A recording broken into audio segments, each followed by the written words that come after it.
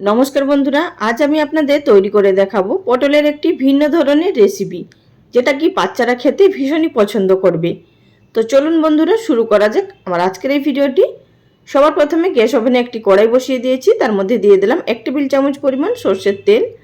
তেল খুব ভালোভাবে গরম হয়ে যাওয়ার পর দিয়ে দিলাম এর মধ্যে 250 গ্রাম পটল। সেটিকে উপরটা হালকা একটু খোসাটা ছাড়িয়ে নিয়েছি এবং পরিষ্কার করে ধুয়ে গোল গোল করে কেটে নিয়েছি।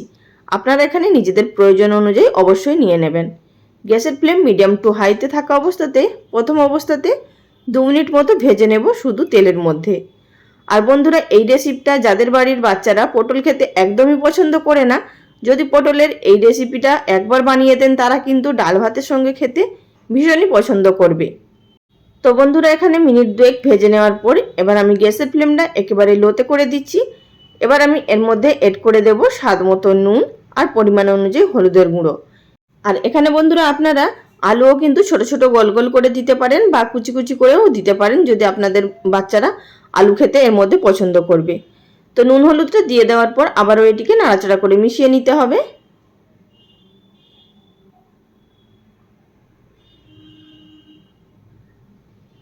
বন্ধুরা, এছাড়াও আমার চ্যানেলে প্রচুর পটলের আমিষ নিরামিষ রেসিপি আপলোড করা আছে, আপনারা চাইলে সেই সমস্ত রেসিপিগুলো দেখে নিতে পারেন। আশা করছি আপনাদের ভালো লাগতে পারে। কিছু লিঙ্ক আমি ডেসক্রিপশন বক্সে দিয়ে দেবো, সেখান থেকে আপনারা দেখে নিতে পারেন। এবার বন্ধুরা, গ্যাসের ফ্লেম লোতে থাকা অবস্থাতেই এটিকে ঢাকা দিয়ে আমাদের ভেজে নিতে হবে প্রায় 2 থেকে 3 মিনিট মতো। তার মধ্যেই কিন্তু অনেকটাই মজে যাবে, যেহেতু এখানে পাতলা পাতলা করে এবং গোল গোল করে কাটা হচ্ছে। এই রান্নাটা তৈরি করতেও বেশিক্ষণ কিন্তু সময়ও লাগবে না। তো দেখতেই পাচ্ছেন এর মধ্যে কিন্তু অনেকটাই ভাজা হয়ে এসছে, তবে কিন্তু সম্পূর্ণ ভাজা হয়নি, মানে প্রায় অর্ধেকটা ভাজা হয়েছে। এই পর্যায়ে আমরা এর মধ্যে অ্যাড করে দিচ্ছি একটি মাঝারি সাইজের কুচিয়ে নেওয়া পেঁয়াজ আর একটি মাঝারি সাইজের কুচিয়ে নেওয়া টমেটো। আমি এগুলোকেও পাতলা পাতলা করে কেটে নিয়েছি। এবার এটিকেও নাড়াচাড়া করে মিশিয়ে নেব।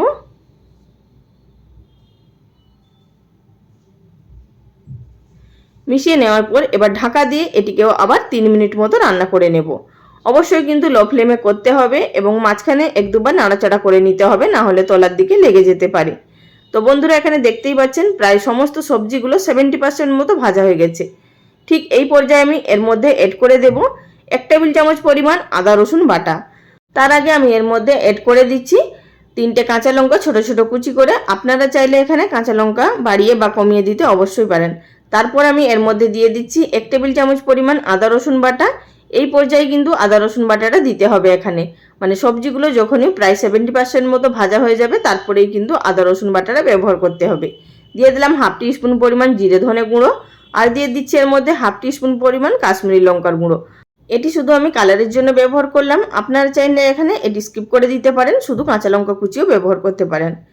তো আবারও এটিকে নাড়াচাড়া করে মিশিয়ে নিতে হবে এবং একদম লো ফ্লেমে এটিকে ভেজে নিতে হবে যতক্ষণ না পটল থেকে একটা গা ছাড়া ভাব হয়ে আসছে, মানে মশলাগুলো যতক্ষণ না ভাজা হয়ে যাচ্ছে ততক্ষণ অবধি আমাদেরকে এটিকে ভেজে নিতে হবে।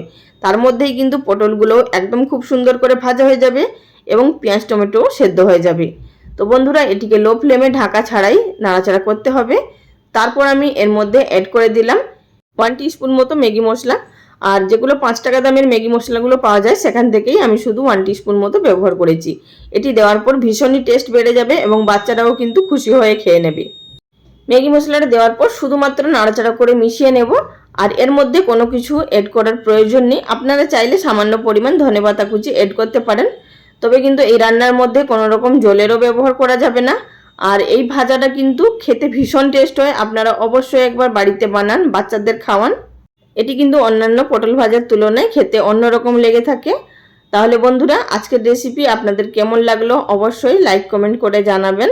আজ এই পর্যন্ত, সবাই ভালো থাকবেন, ধন্যবাদ।